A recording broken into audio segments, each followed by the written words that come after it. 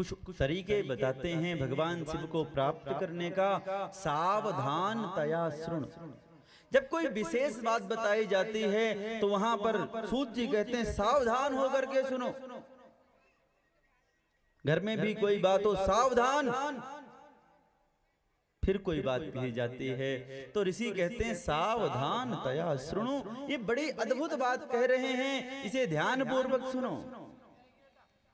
भगवान शिव को प्राप्त करने का पहला साधन है भगवान शिव के लिंगेश्वर का पूजन करना, भगवान शिव का लिंग रूप में पूजन करना।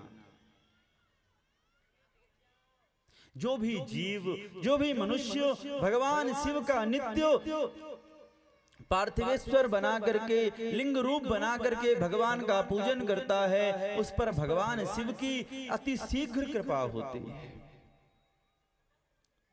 भगवान शिव के 3 रूप बताएं। पहला स्वयं,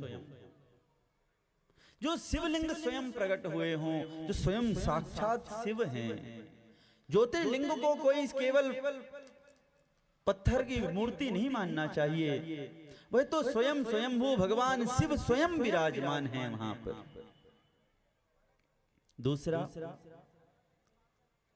दूसरा वैर अर्थात मूर्ति रूप में भगवान का पूजन।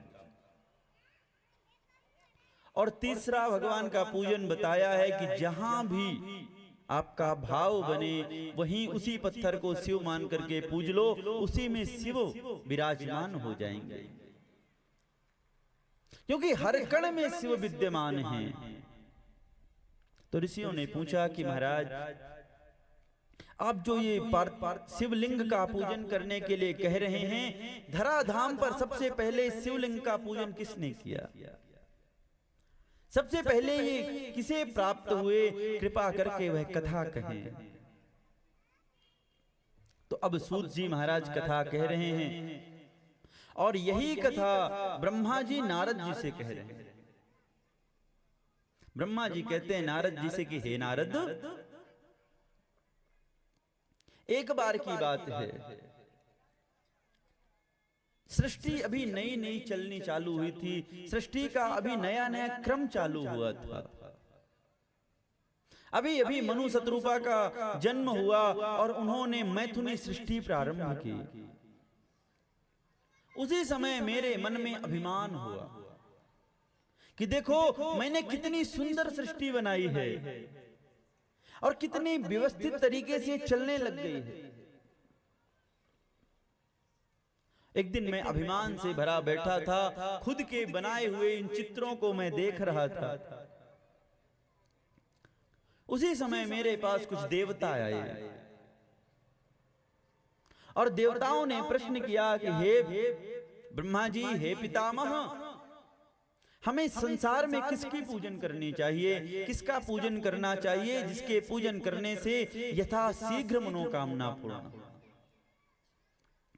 जिसका पूजन करने से पूजन करते ही मतलब हम आसन भी नहीं छोड़े और जिसके लिए पूजन किया हो वह प्राप्त हो जाए।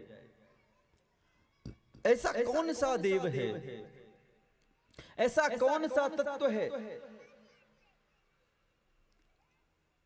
ब्रह्मा जी ने कहा कि वह तो मैं ही हूं,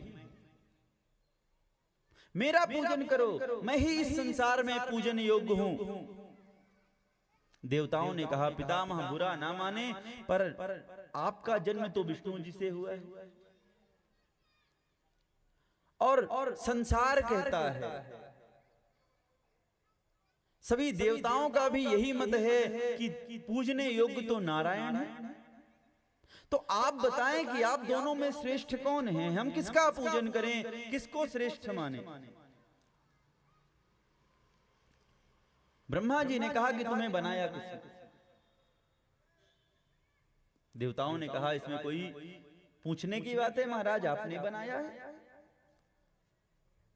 तो ब्रह्मा जी ने कहा कि जब तुम्हें पता है कि मैंने तुम्हें बनाया है तो तुम्हें किसी और की शरण में जाने की जरूरत क्या है, मेरा ही पूजन करो। देवताओं ने कहा महाराज बुरा ना माने तो एक बात कहें, फिर तो आपको भी किसी ने बनाया है, तो फिर हम डायरेक्ट उसके पास जाएं, आपके पास क्यों रहें?